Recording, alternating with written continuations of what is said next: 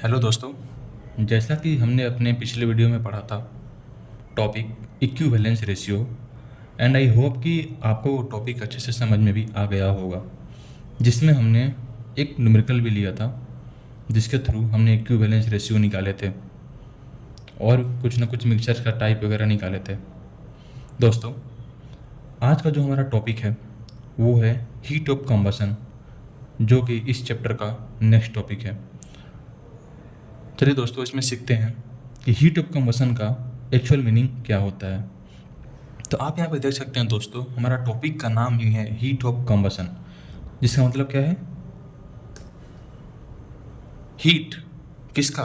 Combustion का।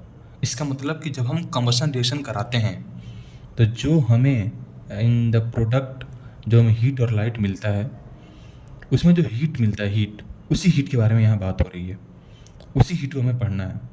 यानी जब हम कंबसन रिएक्शन परफॉर्म करा रहे होते हैं तो उसमें जो हीट प्रोड्यूस होता है उसी के बारे में पढ़ना है, जिसको बोला गया है हीट ऑफ कंबसन। चलिए दोस्तों, देखते हैं कि ये क्या होता है। The heat of combustion also called calorific value और हीटिंग वैल्यू। इस हीट ऑफ कंबसन को हम कैलोरिफिक वैल्यू भी बोलते हैं और हीटिंग वैल्यू भी बोलते हैं। Is the total energy released when a unit mass और unit volume of fuel is completely burned in oxygen under standard condition. जिसका मतलब क्या है दोस्तों कि अगर हम एक स्टैंडर्ड कंडीशन ले लें जिसमें हमारा जो टेम्परेचर होगा 25 डिग्री सेंटीग्रेड होगा और जो प्रेशर होगा 1 atm प्रेशर, इस कंडीशन के ऊपर अगर हम यूनिट मास और यूनिट वॉल्यूम ऑफ फ्यूल को in the presence of oxygen अगर हम उसको कम्प्लीटली बर्न करते हैं तो उसकी बर्निंग से जो भी टोटल अमाउंट ऑफ एनर्जी वहाँ पे रिलीज होगी उसी को हम बोलते हैं हीट ऑफ कंबसन या कैलोरिफिक वैल्यू या हीटिंग वैल्यू। दोस्तों, ये हीट ऑफ कंबसन जनरली दो तरीके का होता है, जिसमें पहला होता है ग्रॉस कैलोरिफिक वैल्यू, या फिर इसको हम हायर हीटिंग वैल्यू के भी नाम से जानते हैं। क्योंकि हम हीट ऑफ कंबसन को दोनों नाम से जानते हैं, कैलोरिफिक वैल्यू और हीटिंग वैल्यू के भी नाम से जानते हैं। तो अगर हम ग्रॉस कैलोरिफिक वैल्यू बोल रहे हैं तो इसको हम हायर हीटिंग वैल्यू भी बोल सकते हैं। और दूसरा होता है नेट कैलोरिफिक वैल्यू, जिसको हम लोअर हीटिंग वैल्यू के नाम से भी जानते हैं। चलिए दोस्तों, सीखते हैं कि ग्रॉस कैलोरिफिक वैल्यू और नेट कैलोरिफिक वैल्यू क्या होता है। The gross calorific value, GCV, also called higher heating value, is the total heat released when the fuel is burned completely and the water vapor in the combustion product is condensed back to liquid water। और दूसरा भी पढ़ लेते हैं दोस्तों definition, उसके बाद हम दोनों को समझेंगे। नेट कैलोरिफिक वैल्यू क्या होता है कि the net calorific value also called lower heating value is the total heat released when the fuel is burn completely and the water vapour in the combustion product remains as vapour not condense. देख सकते हैं दोस्तों, आप इस दोनों के definition में सिर्फ और सिर्फ अंतर इतना ही है कि इन द बाई प्रोडक्ट जो हमें वाटर मिलता है और हीट मिलता है जिससे वाटर वेपर बनता है, अगर उस कंबसन रिएक्शन के अंदर जो वाटर वेपर है अगर वो दोबारा से हम उसको कंडेंस करके लिक्विड में ले जाते हैं, ये होता है GCV के अंदर जो आता है। और इसमें क्या है कि जो हमारे पास water vapour in the product वो सिर्फ और सिर्फ किस में रहता है? वेपर फॉर्म में ही रहता है। जिसका मतलब क्या हुआ दोस्तों, हम समझते हैं इसको कि ग्रॉस कैलोरिफिक वैल्यू जो होता है वो कुछ और नहीं, ये दो हीट का सम होता है। जो हीट रिलीज होता है ड्यूरिंग द कंबसन रिएक्शन, इसमें दो हीट रिलीज का इसमें समेशन होता है। कौन सा हीट दोस्तों? तो इसमें जो पहला हीट वो है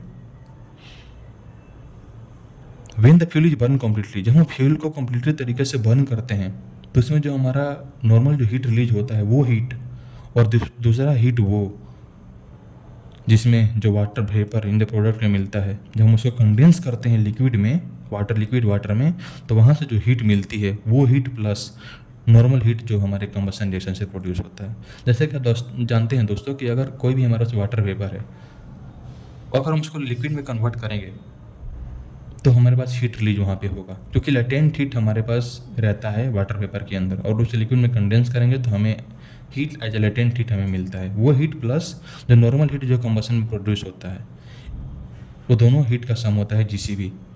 और नेट कैलोरिफिक वैल्यू में क्या होता है कि इसमें जो फ्यूल होता है जब हम उसको कम्प्लीटली तरीके से बर्न करते हैं तो उसमें नॉर्मल जो कंबसन हीट जो निकलता है उसी को बोलते हैं नेट कैलोरीफिक वैल्यू, जिसमें वाटर वेपर वो लिक्विड में कंडेंस नहीं होता है, वो वाटर वेपर में ही रहता है। चलिए दोस्तों, इसको हम समझते हैं कि रियल लाइफ एग्जाम्पल से समझते हैं इसको।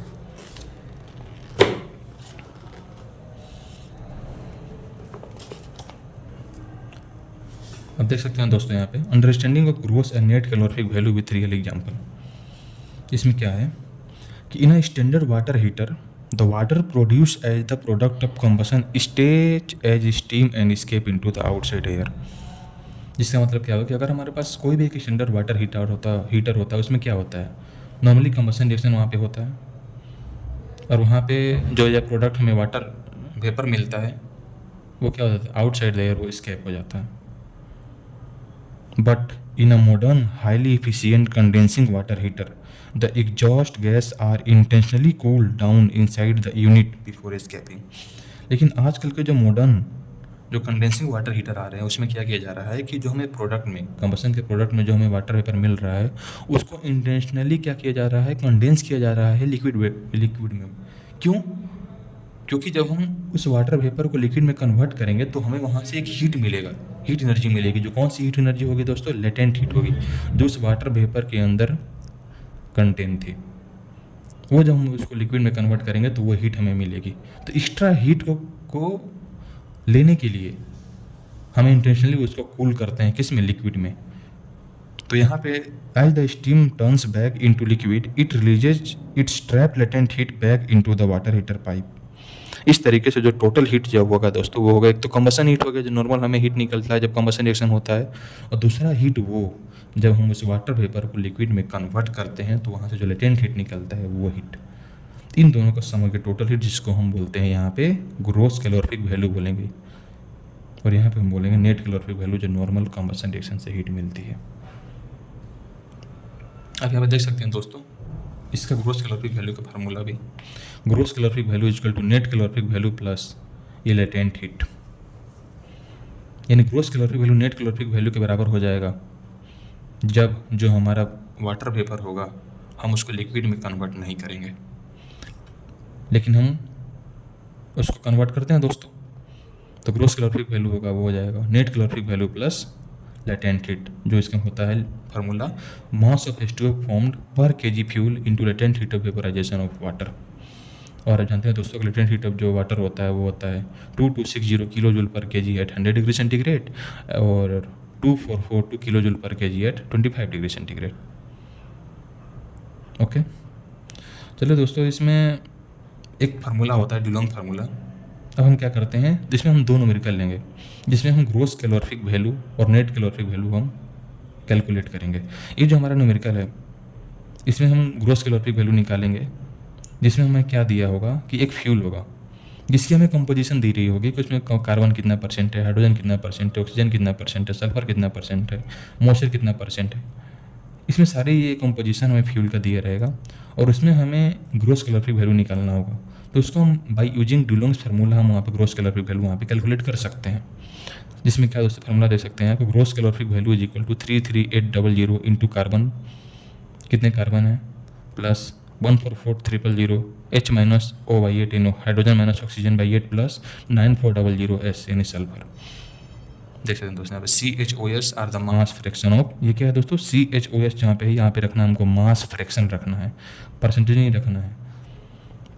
Carbon hydrogen oxygen sulphur respectively in the fuel, C carbon, H hydrogen, O oxygen and S sulphur. एक न्यूमेरिकल देखते हैं दोस्तों यहाँ पे, ये कोल का सैंपल है जिसमें कार्बन 80% है, हाइड्रोजन 5% है, ऑक्सीजन 8% है, सल्फर 1% है और उसमें मॉइस्चर एस हम बोल सकते हैं 6% है।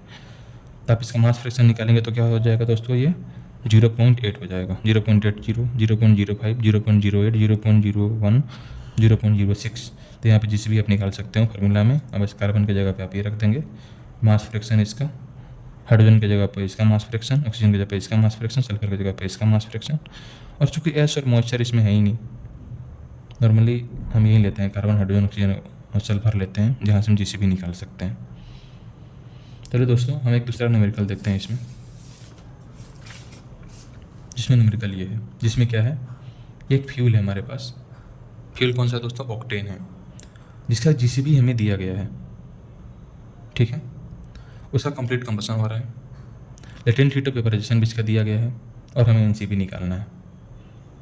तो हम चूँकि जानते हैं दोस्तों फार्मूला, जैसा कि हमने पिछले पढ़ा था कि GCV equal to NCV plus latent heat, इसको बोलते हैं लेटेंट हीट। तो क्या होता है कि mass of H2O found per KG of fuel into latent heat of vaporisation, और इसका यूनिट क्या होता है दोस्तों? Kilo joule per KG. तो इस क्वेश्चन में हमें जीसीबी दिया गया है दोस्तों, यहाँ बता सकते हैं जीसीबी गिवन है, लेटेंट हीट भी गिवन है, यहाँ पे लेटेंट हीट यहाँ पे गिवन है, देखते हैं लेटेंट हीट आपको यहाँ पे गिवन है, जीसीबी ये है, जीसीबी ये गिवन है हमको। तो हमें निकालना क्या है? एनसीबी, क्योंकि जीसीबी दिया गया है, लेटेंट हीट ऑफ वेपराइजेशन भी दिया गया है। तो अगर हमें पास ये मिल जाए कि mass of H2O found per KG of fuel, तो हम यहाँ पे एनसीबी निकाल सकते हैं आराम से। और चूँकि ये जो फ्यूल है वो किसके कहाँ जा रहा है? कंप्लीट कंबसन इसका हो रहा है, तो हम यहाँ पे लिख सकते हैं इसका कंप्लीट कंबसन कराएंगे इस फ्यूल का, तो C8H8 प्लस O2, और कंप्लीट कंबसन में CO2 और H2O मिलता है। तो आप देख सकते हैं यहाँ पे CO2 और H2O मिल गया हमें। अब इसको बिना बैलेंसिंग का हम कुछ कैलकुलेट नहीं कर सकते। अगर किसी भी रिएक्शन है उसमें कुछ भी कैलकुलेट करना हो तो उसको बैलेंसिंग करना जरूरी है। और जैसा कि हम लोग को पिछले फॉर्मूला में बताया था कि यहाँ पे x है, y है, तो यहाँ पे x प्लस y/4, यहाँ पे x CO2, यहाँ पे y/2 H2, इस तरीके से आप रिएक्शन को बैलेंस कर सकते हैं। हमें निकालना क्या है कि mass of H2O found per KG of fuel. तो आप देख सकते हैं यहाँ पे दोस्तों हम किस तरीके से उसको कैलकुलेट करेंगे। देखिए यहाँ पे 1 मोल जो फ्यूल है वो प्रोड्यूस कर रहा है 9 मोल H2O, यानी 1 मोल C8H8 का मतलब कितना हुआ? 114 ग्राम C8H8। अब इसका मोलिकुलर फार्मूला इसका है ये। इससे 9 × 18 ग्राम H2 प्रोड्यूस हो रहा है, यानी 114 ग्राम जो हमारे पास फ्यूल है वो 162 ग्राम H2 प्रोड्यूस कर रहा है। क्योंकि हमें किस में देखना है इसमें दोस्तों? केजी में देखना था। हम इसको केजी में कन्वर्ट कर देते हैं, तो सेम यही है, बस हम केजी में कन्वर्ट किए हैं तो इतना हो जाएगा। बट हमें निकालना क्या है? पर केजी ऑफ फ्यूल निकालना है। तो इतना केजी में इतना H2 प्रोड्यूस हो रहा है, तो पर केजी में कितना होगा? इतना भाई, इतना। और हम क्या करेंगे? इस वैल्यू को यहाँ पे ला करके रख देंगे, जैसा कि आपको जिस भी क्वेश्चन में दिया गया है। इतना आपको लेटेंट हीट ऑफ वेपराइजेशन दिया गया है, आप यहाँ पे रख दिए, और जो मास प्रोड्यूस जो पर केजी ऑफ फ्यूल इतना हो गया, तो आप यहाँ से एनसीबी आप कैलकुलेट कर सकते हैं दोस्तों। तो इसके पिछले जो न्यूमेरिकल था उसमें हमने देखा था जीसीबी निकाला था, जिसमें परसेंटेज कंपोजिशन फ्यूल का दिया हुआ था। इसमें हमने एक फ्यूल लिया उसका कंप्लीट कंबसन करा करके यहाँ से एनसीबी निकाल लिया, और हम यहाँ से दोनों फार्मूले का यूज कर लिए हैं दोस्तों। तो चलिए हम अपने अगले वीडियो में इस चैप्टर का नेक्स्ट टॉपिक पढ़ेंगे। थैंक यू, जय हिंद।